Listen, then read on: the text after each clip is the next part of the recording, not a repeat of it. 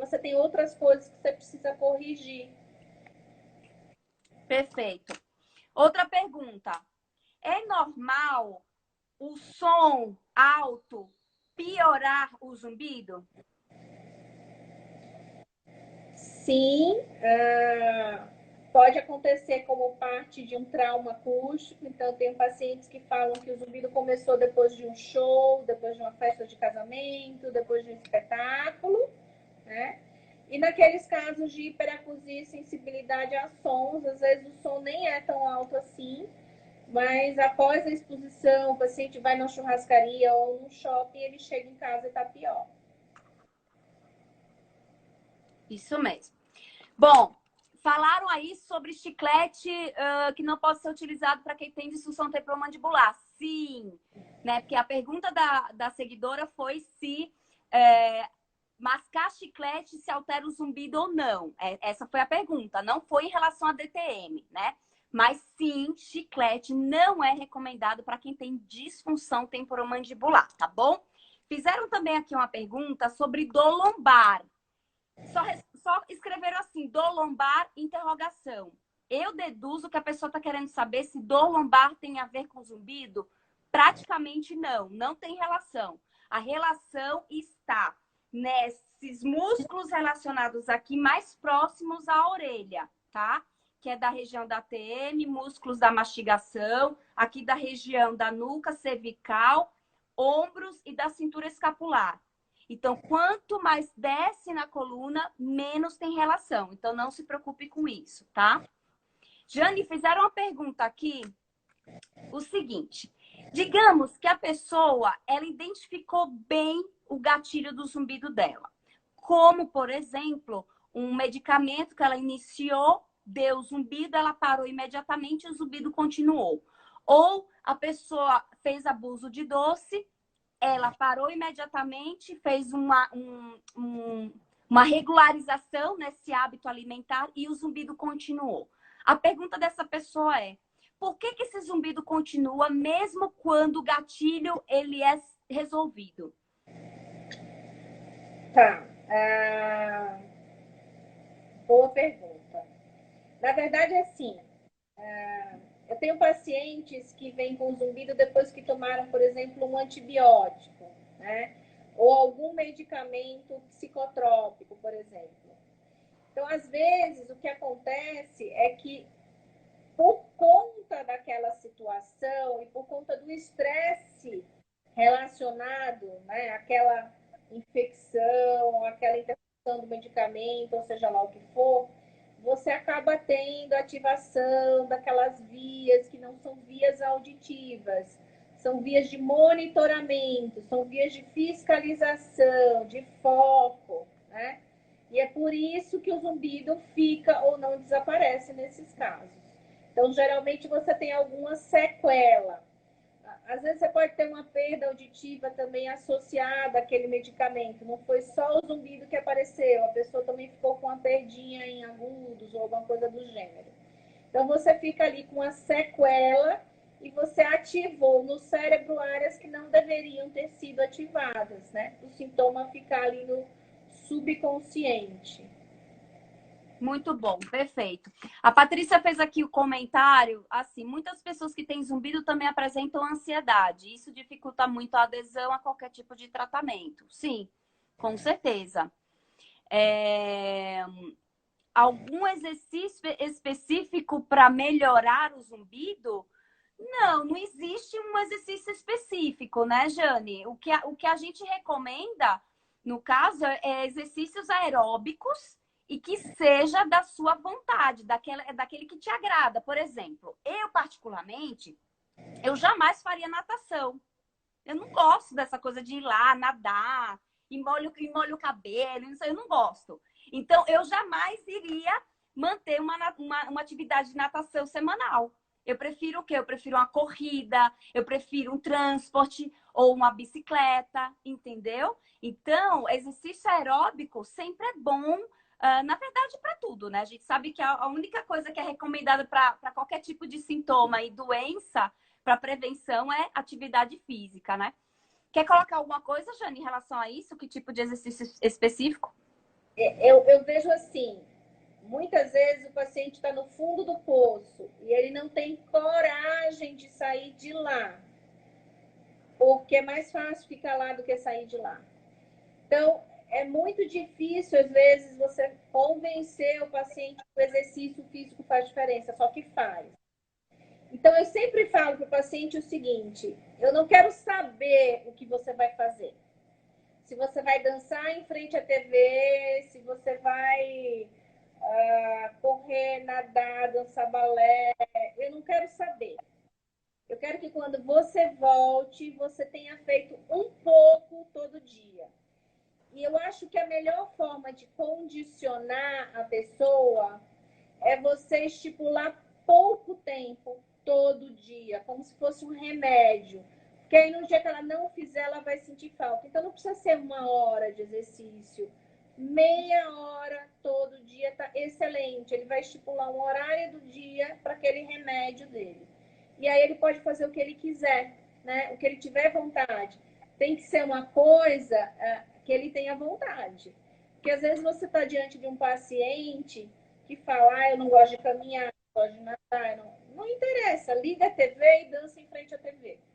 Né? Ou pula corda, não sei, alguma coisa que aquele paciente precisa fazer para sair dessa situação em que ele está e que ele não consegue sair.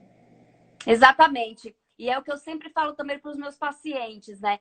Que eu trabalho muito com a medicina do estilo de vida, que existe aqueles 6 pilares, né? Que é atividade física, controle de tóxicos, manejo de estresse, relacionamento, hábitos alimentares e sono. Eu trabalho muito com meus pacientes assim. Só que às vezes eles se assustam, né? Meu Deus, mas como eu vou mudar tudo isso? Eu falo, calma, tudo isso é um processo. Que se eu pedir para ele fazer todas as mudanças, olha, você vai ter que dormir, você vai ter que criar um hábito assim para dormir melhor. Você vai ter que começar a fazer atividade física todos os dias. E assim, ele não vai aderir, ele só vai se frustrar. Então, é o que a doutora Jane falou mesmo. Aos poucos, e não precisa ser todos os dias, coloca uma meta de 3 vezes por semana. Depois vai aumentando, porque você vai sentir falta no dia que você não fizer. Tá bom? Isso é fundamental. Não se cobrem tanto. O importante é começar aos poucos. Bom, vamos manter aqui as perguntas. Tem uma pessoa aqui que perguntou: problemas oftalmológicos, como moscas volantes, fenômeno etópico do campo azul, enxaqueca com aura, estocoma. O que acho que ela parou aí. Eu acho que ela quer saber se isso tem a ver com zumbido. Sim, a gente. Eu acho até que o Ítalo que está aí. O Ítalo tá, mas eu acho que ele, não sei se ele saiu. Tá, porque ele entende bastante daquele fenômeno ocular que você tem um pontilhado branco e preto, etc. Isso pode ter relação com zumbido. Enxaqueca também. Porque assim, a enxaqueca o que, que é? É uma doença genética hereditária em que você tem um defeito nos canais de íons dos neurônios. Então, o paciente com enxaqueca, o neurologista costuma falar que ele é a evolução da espécie humana. Porque é aquele paciente que dispara por estímulos pequenininhos, né? E da mesma forma que você pode ter como manifestação da enxaqueca a dor de cabeça, você pode ter diarreia, você pode ter sintomas oculares, você pode ter zumbido, sintomas auditivos, você pode ter tontura. Vai depender do vaso que está sofrendo espasmo em decorrência daquele neurônio que está alterado, né?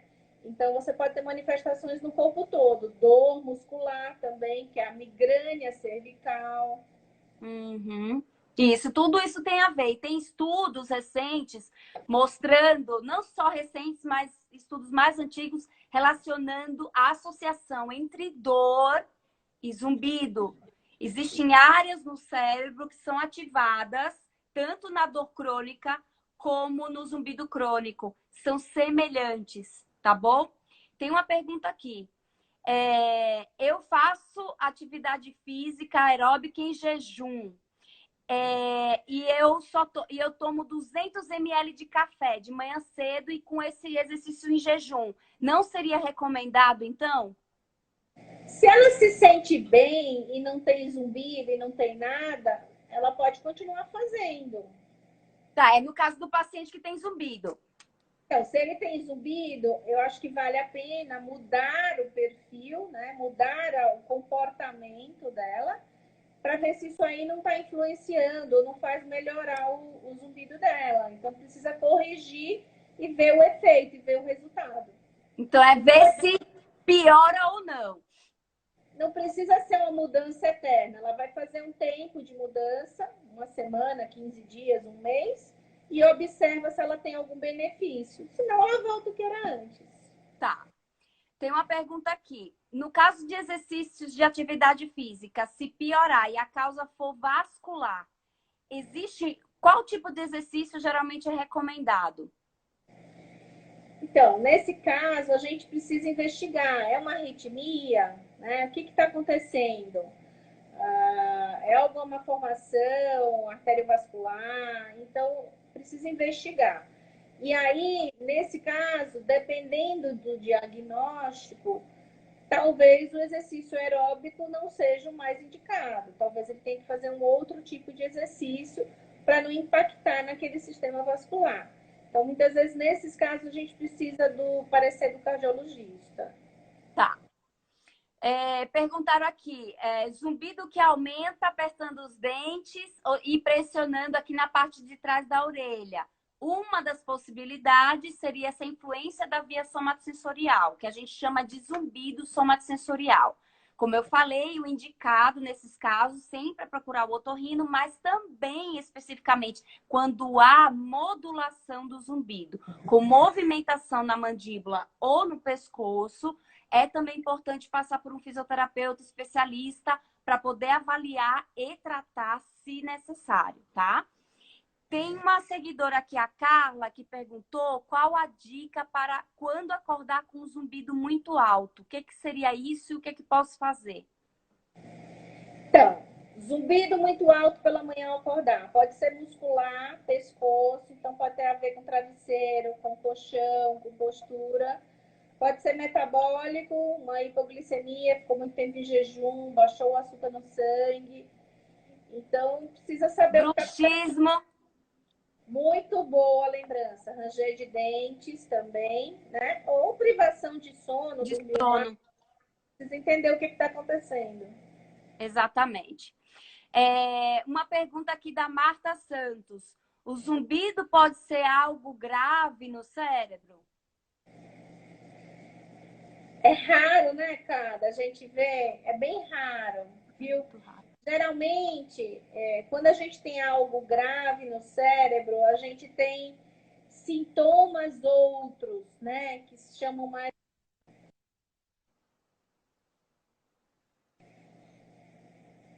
É que a Tá. minha bateria já tá fraca. Ah, tá.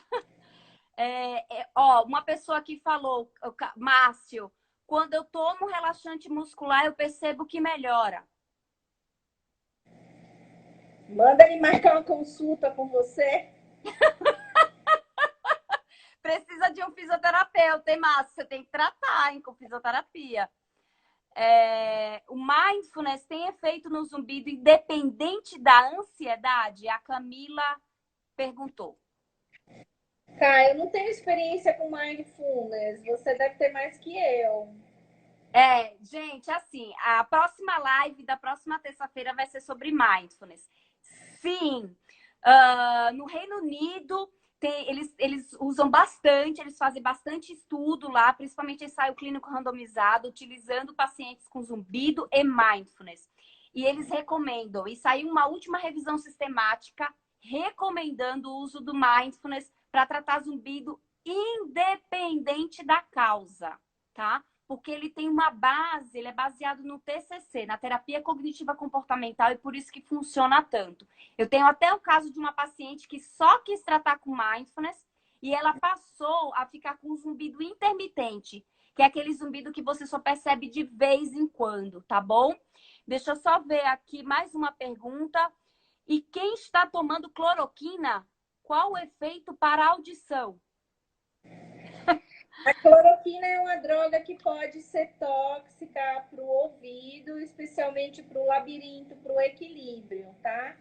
Mas isso, gente, tem muito a ver com a dose e com o tempo de uso. Se vocês estão falando do Covid, lembrar que a dose não é uma dose absurda e que o tempo de uso não é tão longo assim. Mas pode acontecer. Tá. Jane, o nosso